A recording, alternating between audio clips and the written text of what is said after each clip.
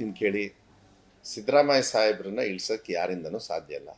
Court ಅದು ನ್ಯಾಯಾಲಯದ ಒಂದು ಸಿಸ್ಟಮ್, ಅದನ್ನ ನಡ್ಕೊಂಡು ಹೋಗುತ್ತೆ. Will fight it in the court and ಅವರು ಮುಖ್ಯಮಂತ್ರಿಯಾಗಿ ಕಂಟಿನ್ಯೂ ಆಗಬೇಕು ಅಂತೇಳಿ ನಮ್ಮೆಲ್ಲರ ಆಸೆ. ಅವ್ರು ಆಗ್ತಾರೆ. ಕೋರ್ಟ್ ವಿಚಾರನೇ ಬೇರೆ, ಮುಖ್ಯಮಂತ್ರಿಗಳ ಸ್ಥಾನನೇ ಬೇರೆ. ಕೋರ್ಟ್ ವಿಚಾರ ಯಾಕೆ ದೇಶದೊಳಗೆ ಅರವಿಂದ್ ಕೇಜ್ರಿವಾಲ್ ಅವರು, ಮಮತಾ ಬ್ಯಾನರ್ಜಿಯವರು ಇವರೆಲ್ಲ ಇಲ್ವಾ? ಯಾಕೆ ಬರೀ ಸಿದ್ದರಾಮಯ್ಯ ಅವ್ರಿಗೆ ಈ ಥರ ಪ್ರಶ್ನೆ ಹಾಕೋದು? ಇವೆಲ್ಲ ನೋಡಿಬಿಟ್ಟಿರೋದು ಬಿಡಿ. ನಮ್ಮ ತಂದೆಯವರು ಮುಖ್ಯಮಂತ್ರಿಗಳಿದ್ದಾಗ ಬೇಕಾದಷ್ಟು ಕೇಸ್ಗಳನ್ನು ನಾವು ನೋಡಿದ್ವಿ. ಅದಕ್ಕೆ ಇದ್ರ ಬಗ್ಗೆ ಚರ್ಚೆ ಮಾಡೋದಕ್ಕೆ ಇಷ್ಟ ಇಲ್ಲ. Let us not waste time for this. CM ಸ್ಥಾನ ಖಾಲಿ ಇಲ್ಲ ನೋಡಿ. ಅವ್ರು ಯಾರ ನಾನು ಅಷ್ಟು ದೊಡ್ಡ ಮನುಷ್ಯ ಅಲ್ಲ, ಅದಕ್ಕೆ ನಾನು ರಿಯಾಕ್ಟ್ ಮಾಡಕ್ ಹೋಗಲ್ಲ. BJP ಅವ್ರಿಗಲ್ಲ, JDS ಅವ್ರಿಗೂ ಭಾರಿ ಭಯ ಇದೆ. ಎಸ್, ಎಲ್ಲ ವಿರೋಧ ಪಕ್ಷದವ್ರಿಗೂ ಭಯ ಇದೆ.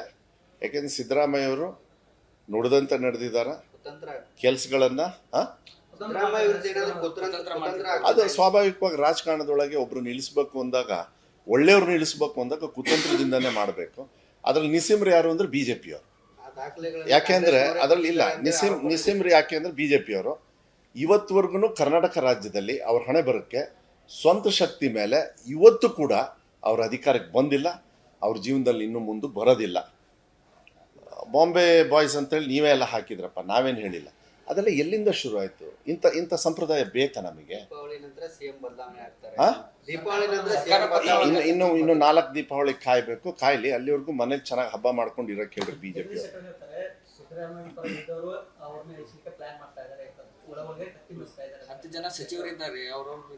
ಹೌದ್ರಿ. ಜಗದೀಶ್ ಶೆಟ್ಟರಿಗೆ ಯಾಕಂತಿದ್ದು? ಅವ್ರನ್ನ ಮುಖ್ಯಮಂತ್ರಿ ಮಾಡ್ತಾರಂತ ಅವ್ರ ಪಾಡಿಗೆ ಅವ್ರು ನೋಡ್ಕೊಳ್ಳಿ. ಕೆಲಸ ಕೊಟ್ಟಾರೆ, ಸೋತಿದ್ರು, ಇಲ್ಲಿ ಬೆಳಗಾಮಲ್ಲಿ ಅವ್ರನ್ನ ಗೆಲ್ಸಾರೆ. ಹೋಗ್ಬಿಟ್ಟು ಆ ಕೆಲಸ ಮಾಡಕ್ಕೆ ಹೇಳ್ರಿ.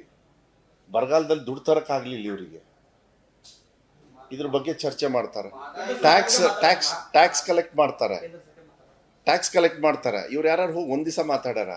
ಧ್ವನಿ ಇಲ್ಲದೆ ಇರತಕ್ಕಂಥ ವ್ಯಕ್ತಿಗಳ ಬಗ್ಗೆ ನಾನು ಮಾತಾಡಿ ಏನು ಉಪಯೋಗ?